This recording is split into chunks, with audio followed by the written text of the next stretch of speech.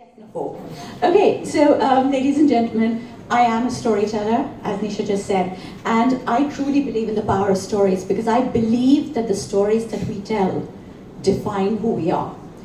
And if we want to create change, it is these stories that need to be changed.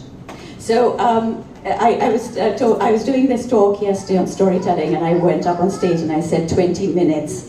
You give a storyteller 20 minutes, it's like, I feel it's the end of the world. Like, oh my God, only 20 minutes. Today I was told 8 minutes, so it's seriously the end of the world today for me. Okay, so very quickly, I was talking about yesterday the 3 principles that I work along with when I talk about diversity and inclusion storytelling. One is that stories are the ultimate tool of influence, and if you think back, every effective leader in history has used stories to communicate their message. Everybody. The second is that the stories that we tell define who we are. We'll talk about that just a little bit. And the words that we use will create a culture. They will actually decide how people act because they define our actions.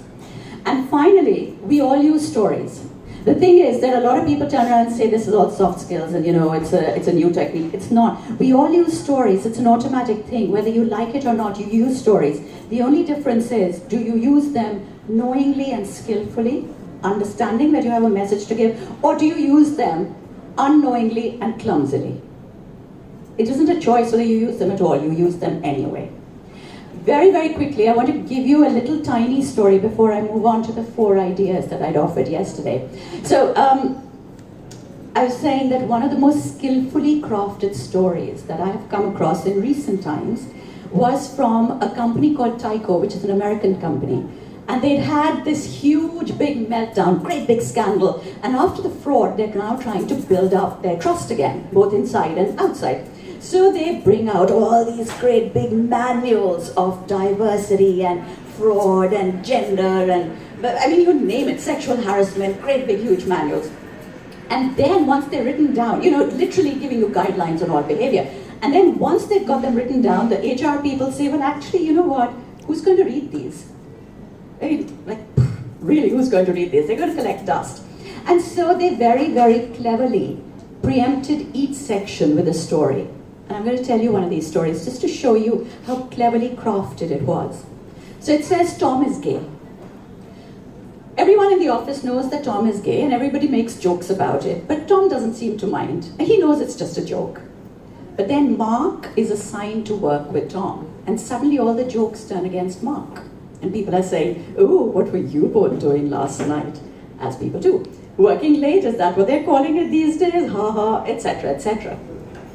Mark finds that when the jokes are turned on him, he can't actually handle it. And so he asks for a transfer. I found that story so powerful. It's got so many layers to it. It will actually resonate with anybody who actually hears it.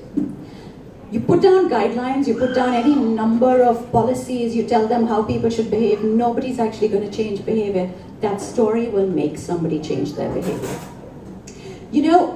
When I go out and I do storytellings, people get very excited and then they say, okay, how do I make someone change this? How do I make them do this? And I always say, you can't make anyone do anything. You can't. You can only get them to look at things from a different perspective. Once you can get them to look at things from a different perspective, you can get them to consider changing it. And this is where stories come in. Because you see, you can provide trainings, you can provide courses, but just because you provide a platform of teaching, it's not going to lead essentially to learning. Our brain is made up of layers and layers and layers of ideas and thoughts and stories. And for any new learning to take place, all of these ideas and thoughts and stories have to move and shift just a little bit to make room for the new learning. It doesn't happen. But stories don't need that push because the stories are already in there. You tap into the stories directly. You come at it from a slightly different angle. And it's interesting. I'm going to finish with giving you 4 helpful hints on how to craft your stories. And it's interesting. I was going to say that if you look at all the ancient Indian literature, every collection of stories, every collection of literature, stories, whatever, begins with somebody trying to teach somebody something. And my favorite one when it comes to diversity is actually Ved Vyas, who wrote the Mahabharata, and Narad Muni, having a conversation, and Ved Vyas is complaining to Narad Muni and saying, what is happening to this world? Things are going all wrong. This is all Kali. I am trying to write manuals on philosophy and things to try and teach people how to navigate the challenges of this difficult time that we live in, but nobody's paying any attention. I have written books on every kind of philosophy. Nobody's looking at anything. And Narad Muni says to him, he says, you just made it too complicated. Who's got the time to read all those books? And then to read them and then figure out which philosophy works for you and how you should implement it. Tell the people stories. It has the fact, the process, and the solution all in one place, but more importantly, everyone takes from it whatever is their capacity to learn. And I think that's amazing, the fact that he individualizes it. He says everybody is different, everybody doesn't learn generically across the board, everybody won't go away with one idea. Everybody learns differently, and I think that's fantastic. And that's when he went forward and he wrote the Mahabharata, which, as we know, is an amazing book. But that story another time. Just to finish, because I have my 8-minute rule. There are certain things that I would advise you to do. We talk about the problems, the issues. Story, ladies and gentlemen, is the solution. So use it as a solution. Number 1, collect stories. Get yourself a bank of stories. There are hundreds and thousands of stories. Get folklore, get urban legends, get mythology, whatever you want. Get them all. When you go out to do a training, go out to do a speech, you go out to do anything, begin with a story. Generally, when you start talking about things, people zone out. I don't know how many of you have not blinked in a while now.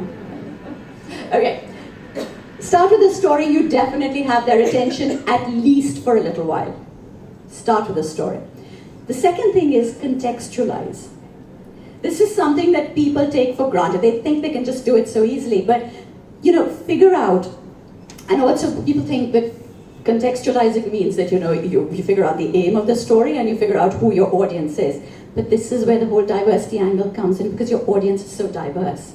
You really have to think about who you're presenting to and how you're going to do this. Pay attention to that. The third thing, which I always find is the most time consuming, is you craft your story. Craft it skillfully. I love that Tom and Mark story. I think it is so well written. We were talking about being succinct earlier. It is succinct and it has the message right there. Crafting the story is really, really important. It's time consuming. Hire someone to do it if you can't figure it out. It's worth it. The dividends are huge, because as I always say, we are not today in the corporate world having such extravagant success with the traditional methods of dealing with things that we can afford to ignore something that's going to actually work. So craft your stories. And finally, this is, I think, my most important point. Do not use the language of diversity. The language of diversity makes us uncomfortable. It has words like discrimination and racism and subordination and gender inequality and dominance and so on. The problem is, it's the language of oppression. And when we hear those words have certain meanings for us, and the moment we hear those words, we start focusing on what the word means for us rather than what the actual interaction is. So you zone out of the interaction and you start focusing on what that word means to you, and then you start arguing about it, and then you start trying to focus on what the interaction or what the context would have been for that, and so on. And it is the ultimate way to break down communication. If you're moving forward, you're creating a culture with your words, use good, positive, happy, colorful, bright words. Because it's a culture you want people to buy into. They're not going to buy into a culture of oppression. There is always a way of putting things across. So, just to finish again, stories are the ultimate tool of influence. Every leader through history has used, every effective leader through history has used stories to communicate their message. We are the stories that we tell, they define us, and the words that we use will create the culture. So be very careful, understand how you want to create your stories. We all use stories, whether we like it or not. We all use stories, it's an automatic thing. The only difference is, do you use them knowingly and skillfully, or do you use them unknowingly and clumsily? And so, if you want to create change, the only way to do it is by changing the story, because you can create as many laws and as many guidelines, as many policies as you want. They're going to make a blind bit of difference. You want change, you need to change the story.